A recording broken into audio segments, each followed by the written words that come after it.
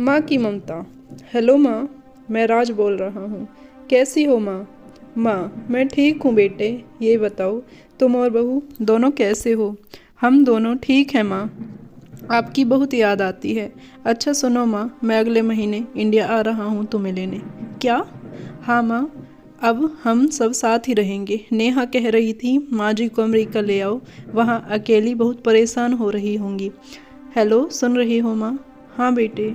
बूढ़ी आंखों से खुशी की अश्रुधारा बह निकली। बेटे और बहू का प्यार नस नस में दौड़ने लगा। जीवन के 70 साल गुजर चुकी सावित्री ने जल्दी से अपने पल्लू से आंसू पोंछे और बेटे से बात करने लगी। पूरे 2 साल बाद बेटा घर आ रहा था।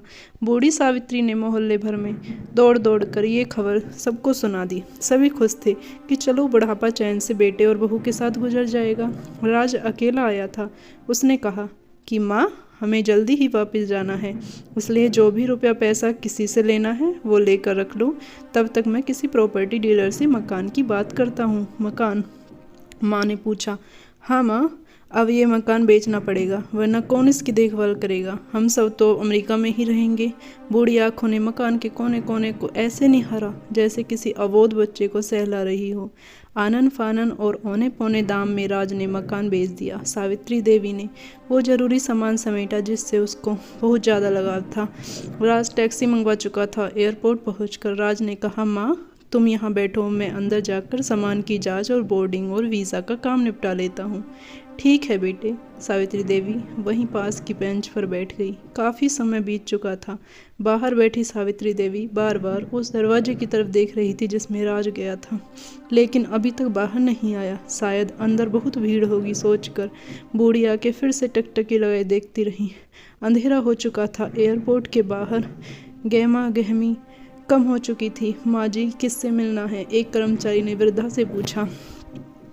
मेरा बेटा अंदर गया था टिकट लेने, वो मुझे अमेरिका लेकर जा रहा है, देवी ने घबराकर कहा। लेकिन अंदर तो कोई पैसेंजर नहीं है। अमेरिका जाने वाली फ़्लाइट तो दोपहर में ही चली गई। क्या नाम था आपके बेटे का? कर्मचारी ने सवाल किया। राज। सावित्री के चेहरे पे चिंता की लकीरें उभर आईं। कर्मचारी अंदर गया और कुछ देर बाद बाहर आकर बोला, माँ जी, आपका बेटा राज तो अमेरिका जाने वाली फ़्लाइट से कब का जा चुका। क्या? वृद्धा की आंखों से आंसुओं का सैलाब फूट पड़ा। बूढ़ी माँ का रोम रोम काँप उठा।